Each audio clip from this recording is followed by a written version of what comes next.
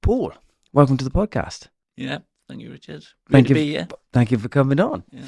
How did you get into the fenestration world? The 1980s, I came in 1988.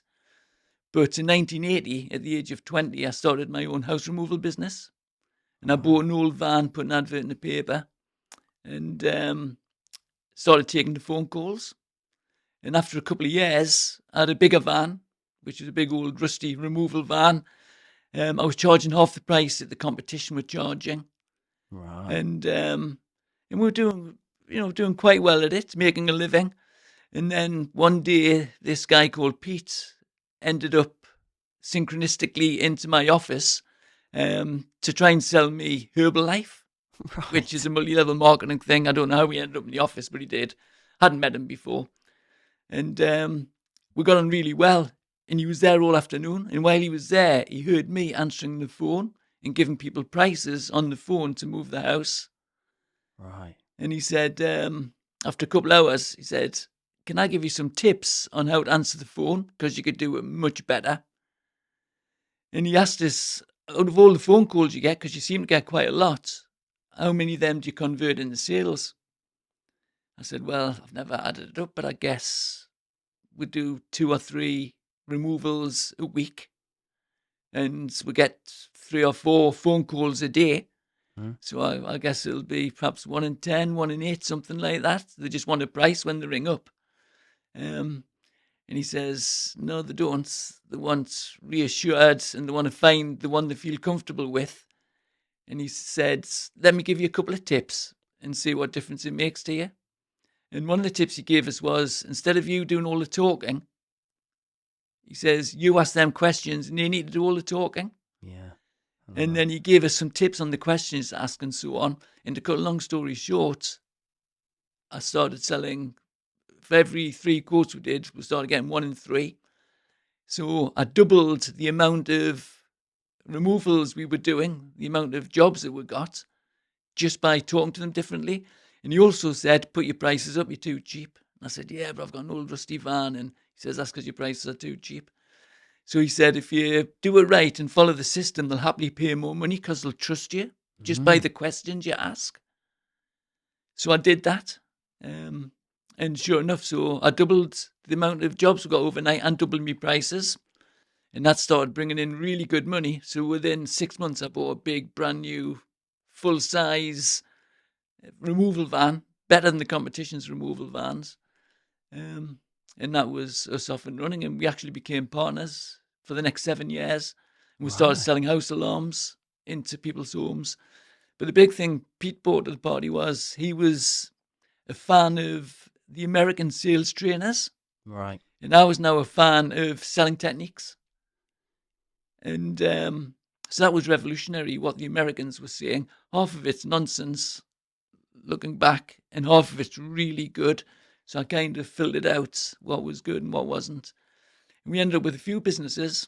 And then after 7 years, we parted company and we sold the businesses. Right. So I had quite a bit of money, nice Porsche. I'd been used to making big money. I had some really good selling skills. And this white gold era was coming. Everyone had timber windows. And they were replacing them with PVC. And it was a commission-only business then. And it was mostly direct sales, commission only, close on the first visit type selling. And I thought, I'll have some of that. And so I found a company locally, who was a national company, Wintercraft actually. They were national, they were in the Midlands, north of England and Scotland. Drove up in my Porsche and says, I'm very good at selling, give me a job. I want into this white gold business. So very egotistical at 28. And that was soon flattened because I went to my first 10 appointments and sold nothing. I thought, wow, this is different. Working store leads. Right. So people were in the supermarket buying the groceries. Oh, yeah. Yeah. Can you come out and see you? You don't. There's no commitment. And, so going to people who hadn't even decided really if they wanted it. They just thought, oh, yeah, I've heard about this PVC. Because aluminium was the thing, was aluminium and PVC in those days, Right. in the late 80s. And so that's how I came into it. And then I used the sales skills I had and tuned in to the window side of it. And then within a year, I got my conversion rate up to 62% working store leads. Right, and that was store leads. Yeah. Wow. Some people, if you've worked store leads or canvas, some people prefer those type of leads. I only ever worked them for the first year. After that, I moved to a more local company with a nice showroom. Oh, easy. And they were working newspaper leads, basically, Right. and walk-ins to the showroom. And funny enough, I came into it thinking I've cracked this selling business, 62% conversion. I was now making 4 figures a week, which was a lot in the 80s. Yeah. You could buy a car for $4,000. So, whereas now it's like 30,000 or whatever, isn't it? Mm. So I went into selling for this soft sell company, let's say. And again, I found that really difficult. It was a different type of customer. But then I tuned into that and got my conversion up to 80% within another year. So it's a bit like football, I suppose. I learned to kick with my left foot and my right foot, working proactive leads and reactive leads, because they do require slightly different approaches. With hindsight, actually, they don't need 2 different approaches. If your selling's perfect, then it works for any lead of any hardness or softness, But that's a long story anyway. So that's how I came into it. I luckily learned about selling and thought I'd take advantage of the white gold era, and that was me into it, and I've been in it ever since. There's no escape. No, It's like you've got a bungee cord on your back, you try and escape, and then you pull back into it, aren't you? If you hadn't met Pete, would you still be in that business, charging less, or do you think you would have got there? Well, if your life is all planned out and there are really angels making the synchronicities work, so you get your life plan sorted, possibly they would have come up with a plan B if Pete had got knocked over on his way. Or you gone with Herbalife. But I don't think so. I think if I hadn't met Pete, we wouldn't be sitting here. Interesting. See, that's another thing. And then last question links back to the Porsche. Did you drive the Porsche to your leads when you went to visit customers? No, because the sales manager said you're going to have to sell that. You cannot be showing up He at didn't people's say houses. You can have 2.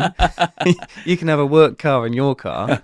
In fact, if he was a big thinker, he would have said you can keep that and get yourself another one because you're going to make. But no, I did. I got a car, and then within a year, actually, at Windowcraft, there was a salesman called Vic Phipps, who was. I've heard he's still around. He was in his 50s then, I believe. He looked like me, old man with beard, except I'm in my 60s.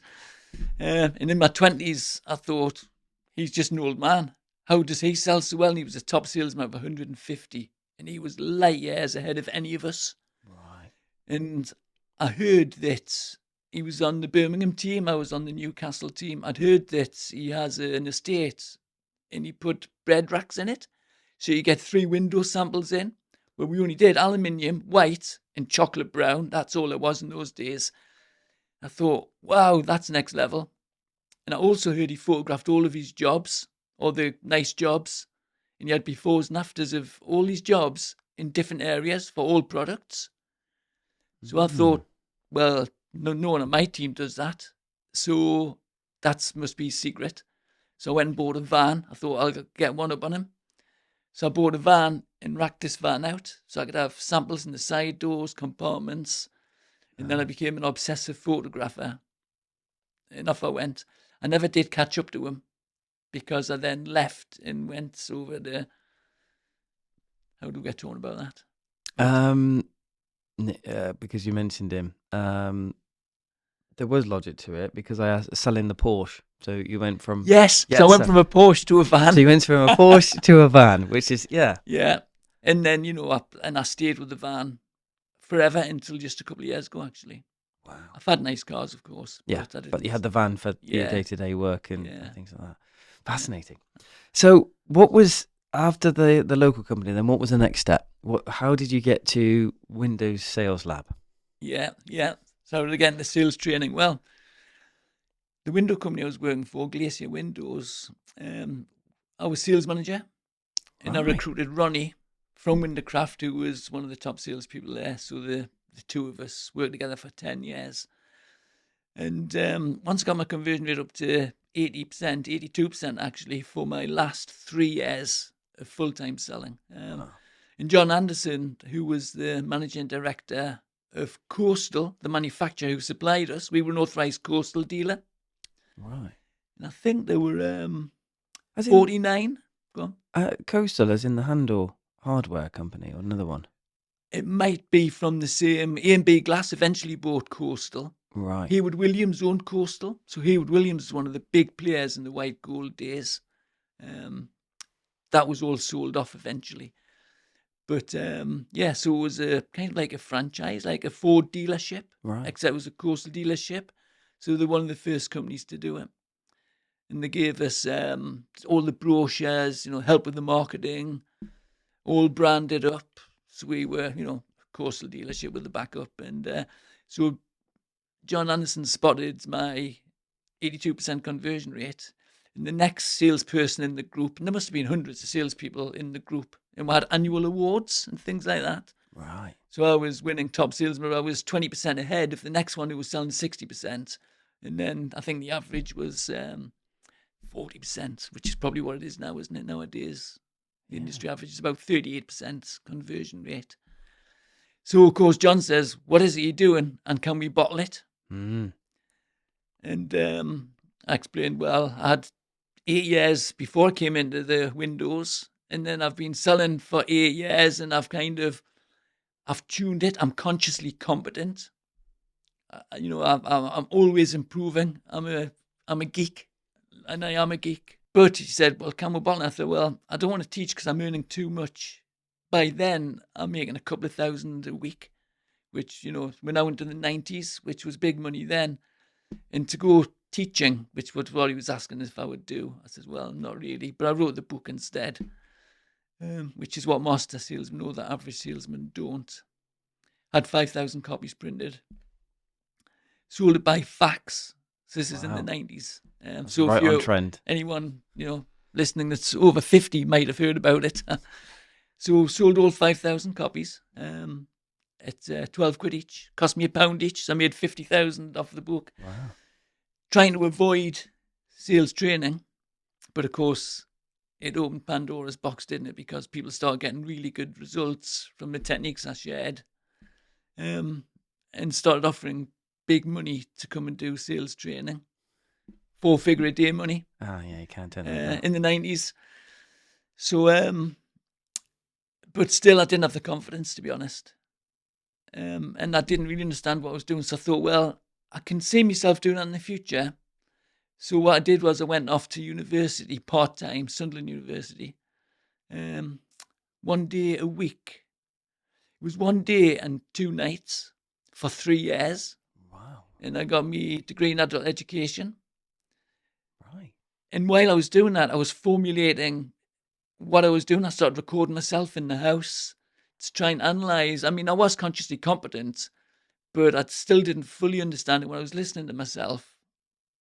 I was really picking up some good tips, and I'm getting the objections and overcoming them. And so I started sharing that with people. And looking back, the techniques I used then were crude. Right. And in the 30 years since then, I've totally refined the techniques where it's much easier now. And so I can still sell 70-80%, but much easier without getting objections, without having to overcome them. So, and the customers have changed, of course. So don't buy the book, anybody. I mean, I stopped, I printed 5,000, sold them.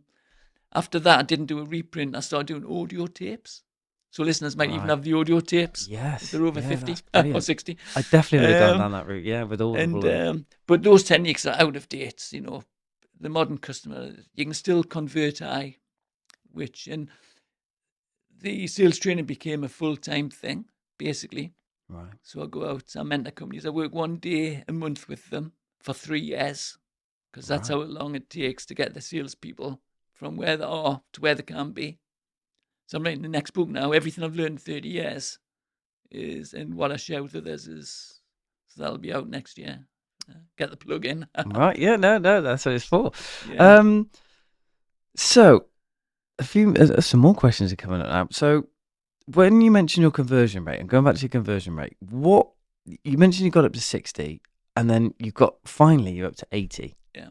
What was that difference? I know I know there's the steps, and we want to go through that in this, but was there anything that stood out that got you from that 20%? Yeah. Yeah, good question. Never thought about that. The main difference was two differences. One is it was a better lead. Right. So these are people coming into the showroom or ringing in saying, we're getting a few quotes. Reputation came into it. Yeah. They were known. Will you come out and see us? You got a good reputation.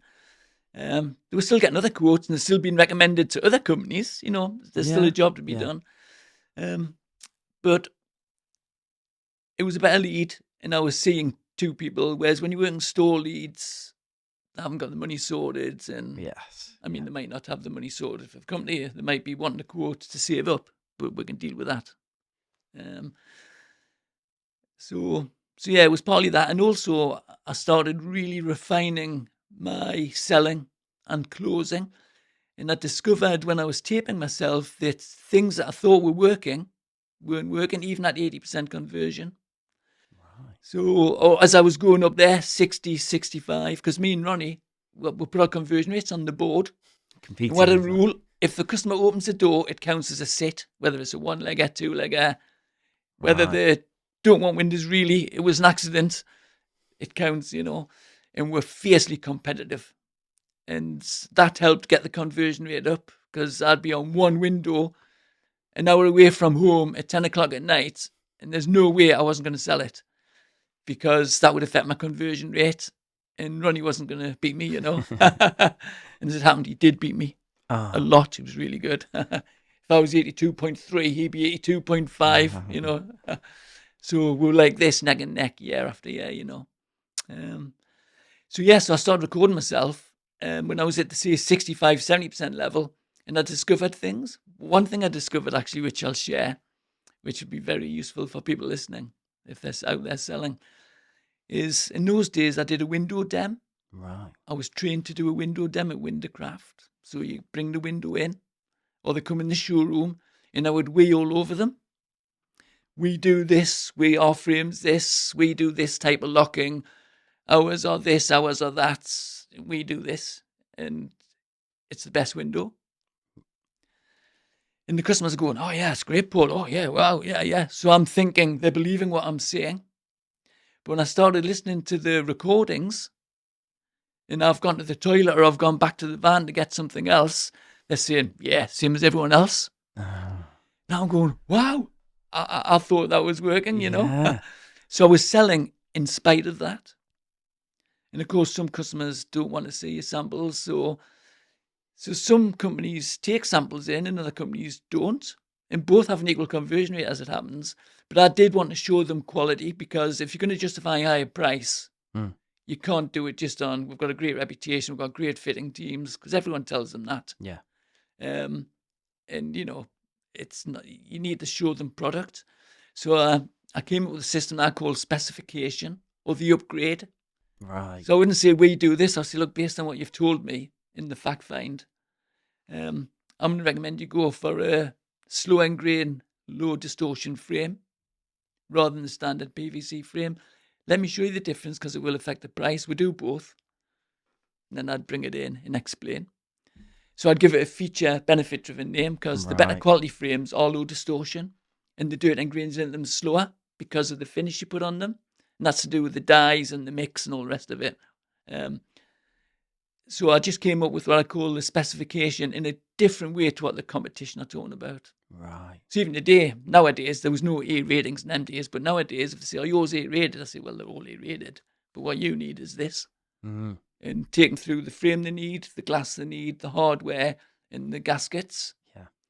For their specific purposes of soundproofing and longevity, or security and longevity, or whatever it is, whatever reasons they're changing.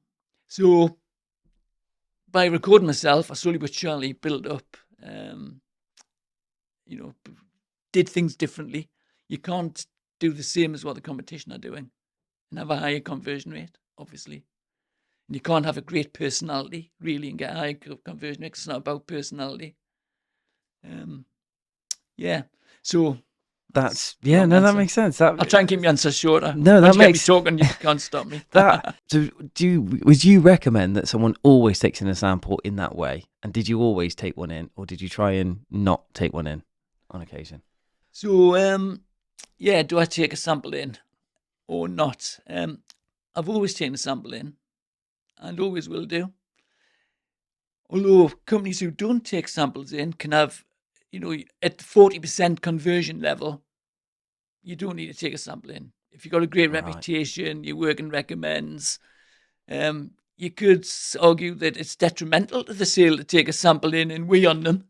We do this, we do that. They're going, oh yeah, you're trying to sell me now. Yeah. Whereas they can come in the showroom and you can show them things. Yes. So there's an argument for not showing a sample for sure at the 40% level. Even at the 50% conversion level, once you go beyond 50%, and to get good prices, really speaking, and to give them a great service to say, look, because you need security and because you're going to be here when the guarantee runs out in 10 years' time, there's an argument for up-speccing. I'll price you both ways, but let me show you the differences. And then you show them the difference because they think all windows are the same, right? Yeah. We need to show them they're not, and they're not. So, in ways they're not, most double glazing salespeople don't understand. They don't know what they're selling. It's only because I'm a geek that I go to the extruders and the manufacturers and I'm questioning them and I get the little gems and then I translate that into normal language, But the thing that got me to answer your question, when I was at Windercraft, my sales manager, Derek Dingwall, another synchronicity, another amazing bit of luck that I got a genius sales manager. And he would ring up. So I'd go out there, do my thing. I'd come back in the office and say, I haven't, the time wasters, couldn't sell that one. And he says, is that right? He'd pick the phone up and sell it. He says, Paul's still there. Oh, no, he left about 10 minutes ago. Well, I'm sitting next to him on. He says, oh, right, no problem. He says, oh, while you're on then, save me ringing you up. I do like to find out what people thought and, do a bit of a check, and what did you think of this? What do you think of that? What do you think of this? And if he said, what did you think of the window sample? And if I hadn't shown the window sample, boy, was I in trouble. So I was on one appointment and the customer saying, you've done my friend across the road. I don't need to see your sample. Because I'm saying, I'll get my sample in. Do you want to say, oh, no, well, I've seen the windows across the road. And I thought, oh, well, fair enough. You've seen them. Job done. But I wasn't in great rapport with them and they were just wanting a quote. We just want to know how much it is, just because you did me friends. And I'm thinking, oh, bit of a time waster type of thing, Yeah. I wasn't getting the good vibe from them. And I wasn't a great salesman then either. I was learning, So and then I thought, Derek's going to ring them up. And so I thought, should I just say to them, as some of the other reps on the team did, just tell them I showed the sample, when they say, I don't need to see samples if you ask them. So I thought, God, I've got to get a sample in. Otherwise, because even if I said, just tell him I showed you a sample, if he rings up, he would spot it if I hadn't. Because he'd say, did he show you the sample? And they would go, yes. And you go, he didn't, did he? They go, no. Right. Nothing got past Derek. So I thought, how am I going to get a sample in? So I said, do you know if they've got the Cockspur or the Espagnolet handle system? Because there's a new Espagnolet handle system just come out. He says, oh, I don't know. I said, I better show you because it will affect the price, but also affects the look. And they're a bit more efficient. And I didn't say, is that all right? I just walked out. Nice. So, and then went to the car, then boarded back in. I said, no, this is this handle, that's that, and showed them the differences. I said, feel the weight of this. She went, oh, blooming that. And he said, oh, that looks lovely. And, oh, I like that Coxman. I said, when it pulls in tight and this, that, and the other. And the desire went up. And they both just fell in love with this window. And she was saying, will the weight, that's really heavy. Will the brickwork support it? And I'm saying, oh, yeah. Says, if this window was made of bricks, if it was a single course of brick the same size, it would be even heavier. So don't worry about that. And then in that desire momentum, got me the sale there and then. And I knew I wouldn't have sold it, partly because I was prejudging it anyway as a bit of a time waster. Which we all do. Yeah, that happened. And that was a lesson I learned. But later on, I learned the other lesson years later, a few years later, when I was at Glacier Windows, that even the window dem has its downside. Number one, we're selling to them. Number two, we're telling, because selling isn't telling. Right. You can show them choices, but there's no telling. And telling them how great your window is, they don't believe you. Everyone's saying the same thing. So it does have its disadvantages, but the advantage is that they can see the quality and feel confident in it. So there's an argument, perhaps, especially, if you're someone who tries to close the sale, there's an argument for showing them the window for sure. But with the upgrade and the specification step, it's not a dem at all. We're not weighing on them. Another problem with weighing on the customer and the dem is that it implies that there's competition. We do this. It implies others do something different. Right. It encourages them to get other quotes. So I learned, and I spotted that when I was recording myself. So I learned to say, you can do this. Not we do this. You can have this option or you can have that option. So I learned about showing specification as options. But when I do the specification, I never give them the choice. I don't say, do you want that quality or that quality? Frame. Do you want that quality of locking system, hinge, glass, gaskets, weather seal? Always show them 5. I say, based on what you've told me in the fact find, because I ask them very specific, targeted questions, this is what you need. So I'm going to quote you for this. And if we need to save money, we can then look at alternatives. Right. And the competition never come into it. And that's what I show other people to do. So what I learned to do to get my conversion up there, I share with people, basically. Right, that makes. And so you mentioned time wasters, which everyone in sales always goes through. The amount of times you say, they're just wasting time. Yeah. Did you find a way to sort of enjoy the ones that everyone else didn't want with your technique? So, well, regarding time wasters, nowadays with hindsight, there's no such thing really. Right. I don't think. I mean, there might be the odd exception, but, a couple of stories come to mind, a couple of stories that I tell my, audiences if I'm speaking or my mentoring clients. One that comes to mind is I was mentoring a company and Steve and I were sitting in the sales office waiting for a lead so I could go out and he was going to watch me sell. So I've been training him in the classroom in the morning. This is what I do when I'm there for my 1 day a month. We spend the morning in the classroom. And then once they get to a certain level, they then go out and they watch me. Right. I normally do that after about 6 months or a year of training in the classroom, because then they know what they're looking at. Yeah. If they just watch me, they'll think that was slick, that was an easy customer, and it sold. It wasn't an easy customer, and it wasn't slick. Everything was perfectly orchestrated and consciously competent and had the right. Anyway, so this phone call came in. The customer said, you could hear her on the phone because we're right next to the phone. It was a guy actually.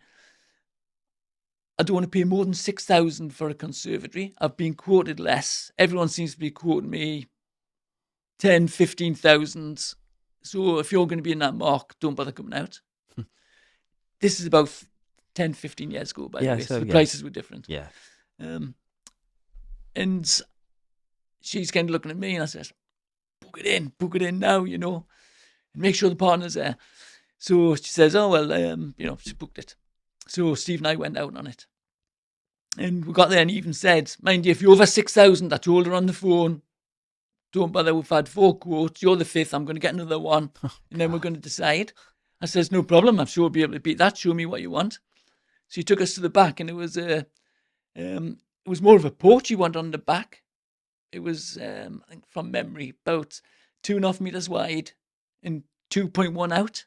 Right. Polycarbon roof, lean-to, concrete rafts. He just wanted it done cheaply, But even then, we would have been about 8.5, 10,000 for that, because we weren't cheap.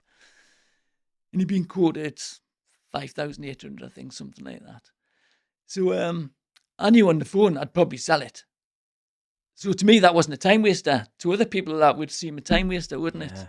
But I knew once I'd taken through my compelling system, there's probably no escape for them. So I went through the 5 steps that I go through, did the fact find, and in the fact find came out, I says, what are you going to use it for? And he says, we're going to use it as a bedroom. I says, a bedroom?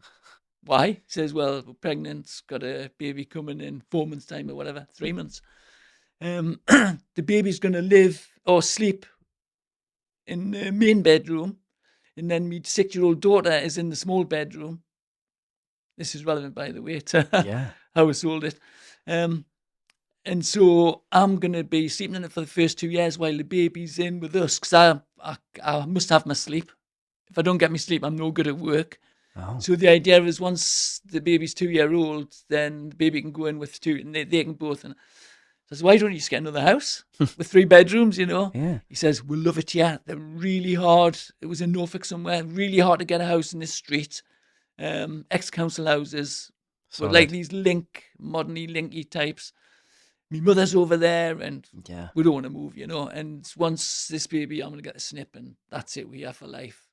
I said, right. So no problem. So are you going to use this in the evenings?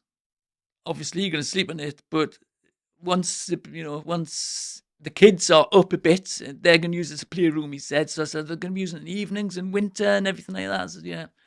I said, look, we're going to have to box clever, because just wrapping yourself in double glazing is like putting a 1-tog quilt around yourself. You're going to have pneumonia.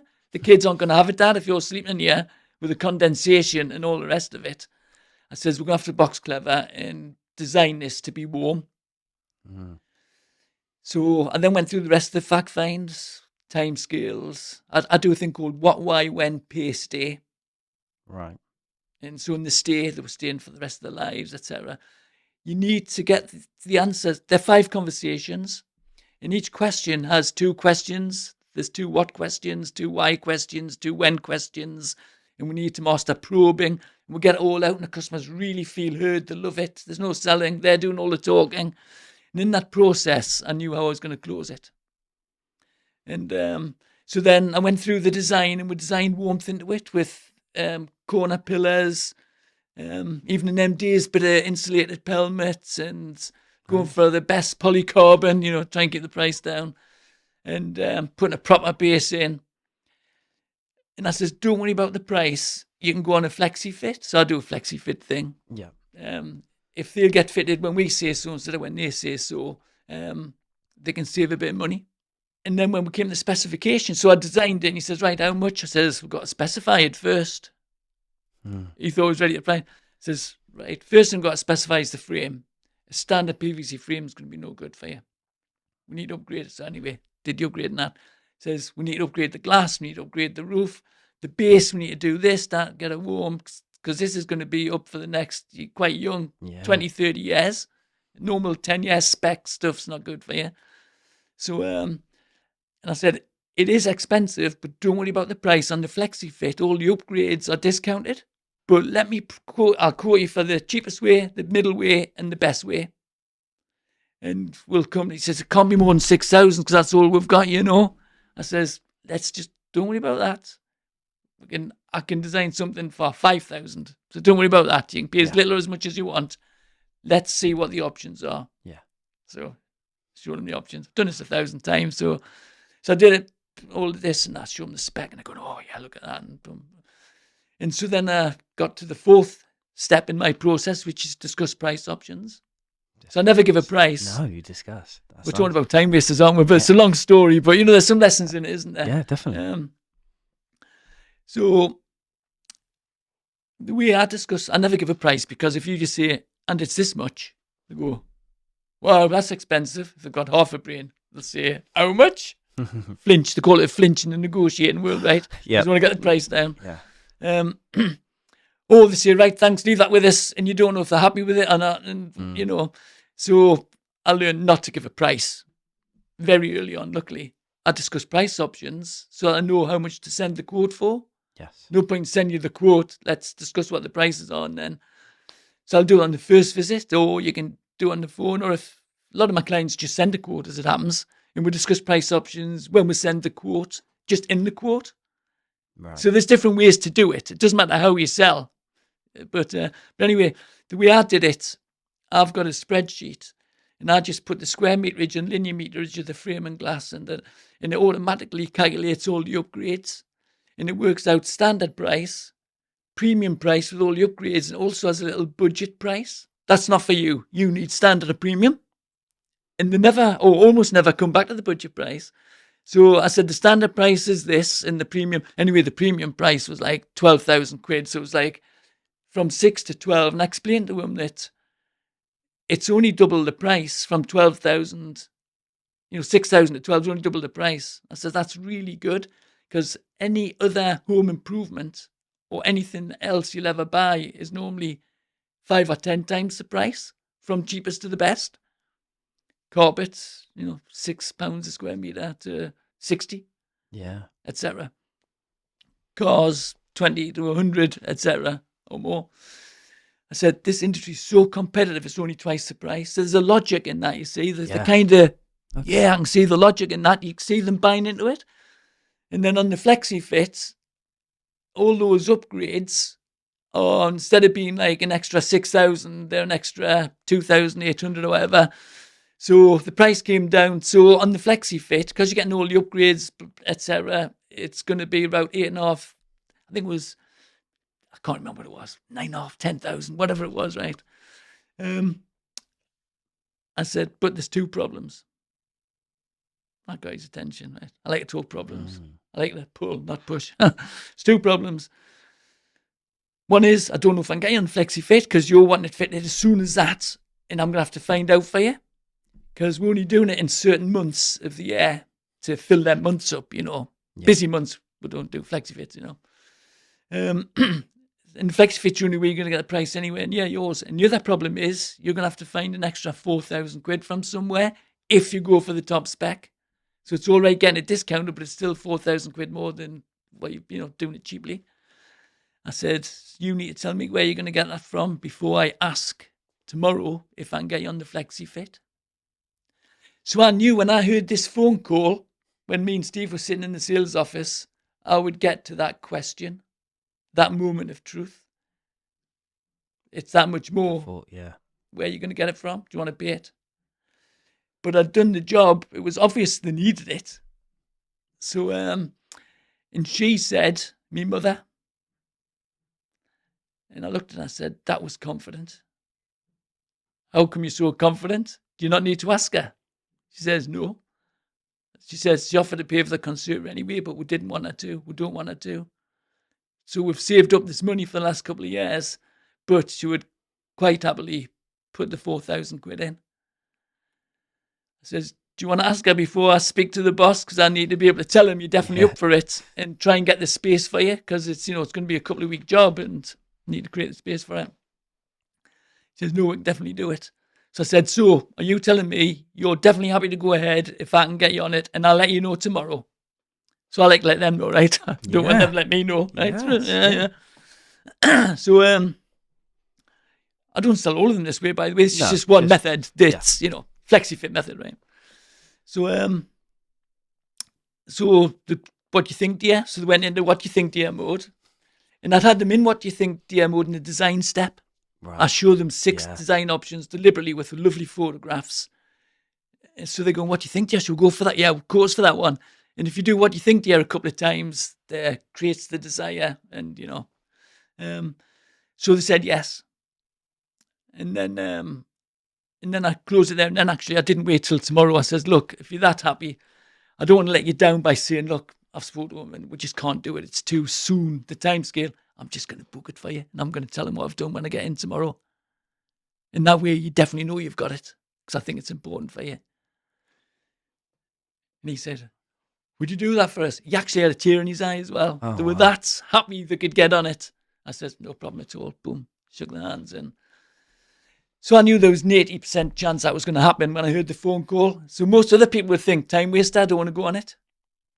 So when you know the techniques, it's not me, my personality, it's just the steps. I've just adjusted them a little bit, not even a lot. They're just that little bit next level to what everyone else is doing. It gets them to the stage quite early on where they think, you're the one, I hope I can afford you. Right. Well, you've touched on it. So are you able to go through the steps? Yeah, no problem. Yeah. So how does it sort of, even if it's a version that can be elaborated on? I know there's books and things that you working on. I'm happy to share the love. So yeah. However it starts. So with the five, I identified 5 steps when I was recording myself, trying to understand how I was selling so much. I mean, I did have a good understanding of why I was selling so much, but I really got to grips with it by recording and listening, and separated into 5 steps. First step is measure and fact find. Right. These are naturals. This is a refined study. The obvious, really, because you've got to measure and fact find out what they want and measure what they want to quote for. The next step is to go through the design options, find out what they like and don't like. And with every product, there's half a dozen design options. Even a composite door, white frame, colour panel, colour frame, colour panel, escutcheon, lever handle. We need to show them and get their thoughts on those design options and get to the final design, We then go into, once we've got the design specification, show them the specification. If it was a composite door, the letterbox, the frame, the panel, the locking system, the barrel, all, next level to the cheaper composite doors. Based on what they've told us in the fact find. Yes. They need the next level, yeah. Then we discuss price options. Do you want to leave that in? Do you want to leave that out? Because I want to send you the quote for one that'll work for you. And then we agree the way forward, the next step. I used to call it the close, but I mean, it might not be a close because you might not be closing there, and then you might just be sending them a quote. Whatever way you want to do it, we're going to agree the next step. Right. So they're the 5 steps. And the art is doing each step. So every quote they get, they're going to go through those steps to some degree. Yeah. So you just got to do it better than anybody else in a way that they just think, wow, this is next level. You're the one. I hope I can afford you. And without any selling. Customers love to buy. They hate being sold to. And without any personality just interferes with selling, in my opinion. I'm just there, business, not trying to get friendly. Interesting. I'm there for them. Yeah. You know them. I'm there for them. Not I want that job to be perfect. Don't want to make them laugh. Yeah. No humour. No, nothing like that. I see that in people I mentor and I just tell them to stop it. What you lack in skill, makeup and personality and humour. Once you got the skill, just take it out because not everyone appreciates the humour or the personality. But if people are listening, don't take your personality out of it just yet. Get the skill right first because it might be propping up. Yes, yeah, that's definitely propped me up, and I saw. Yeah, definitely everything to do with that. That's really interesting. So you're working with companies now and teaching them those techniques and their salespeople, and is it varying between commission-based people, salary people? Is it all the same? Are they working the same hours? Have you noticed differences? Yeah. So every which way. Every variation there is on my mentoring clients. So the window company in Manchester, Wayne, who we both know. Right, yep. So I've been working with Wayne for 7 months now. They're salaried, work 9 till 5, go out, measure up, and email the quote. 9 till 5, and don't follow up. And I'm not recommending to do anything different. Wow. They're still doing the 5 steps. They're doing the fact find design. They're doing the fact find. Then they're designing. The specification, send a brochure and there's a bit of spec in. So it was obviously a bit weak. I mean, he's got a great company, hasn't he? He's got fantastic, 3 salespeople. Right. Everything right. A third of their quotes are online quotes. Wow. E-quotes. So they've got one full-timer doing e-quotes. But yeah, other companies. So I was at 5 Star yesterday in Birmingham. So half of their team are first visit closers, ex-Everest, right, safe style. The other half are soft sell. So it works for all. I've done both and kick with my left foot or my right foot. My strength is actually closing on the first visit. I'm exceptionally good at it without any pressure whatsoever, as you've just heard in that story. No, definitely. So I'm happy to share that with them. and that'll get them up. Whereas, with the window companies, they'll never get to hear that because we'll never do that. We don't need to. The goal is just to get the conversions from, I think we'll start off at, I'll have to look at my figures, but it was around about 33%. We're already up to 42. So to get them above 50, which is the goal, which will knock the sales up by more than 50%, we don't need to do anything like that. We might start pricing some of the easy ones in the house because we've got the laptops. Yes, yeah. So we might start saying, look, can I show you your price options and you tell me what you want me to send a quote for? Because when you do that, you can get the low-hanging fruit, if you know what I mean. Yes, yeah. So some of them go, I think we'll just go for that, John, And are you happy with that, dear? Especially if you've deliberately had them in what you think, dear mode, right, in the design. When you're discussing prices, to go back into it. So, we'll just do it. Oh, okay then. I'll just, yeah. So, and that can get you up near the 60%. If some of them, the easy ones, you can quote, if they're both there. And yes. So, and half of theirs are one-leggers as well. We've changed that slightly, but yeah, I won't go into that. But yeah, so the short answer is whatever way you sell, I don't change it. Because whatever way you sell, you're still doing the 5 steps. We just beef up those steps. So when you're looking at a company like that, do you also have to look at the financials to make sure it tallies and pricing and? Yes. Right. So, and that's all part of your service? Yeah. Right. So I'll tell you why, because when I first started, this is going back into the 90s, I would show the sales teams how to sell my way, let's say. And it was different. I taught them different stuff then.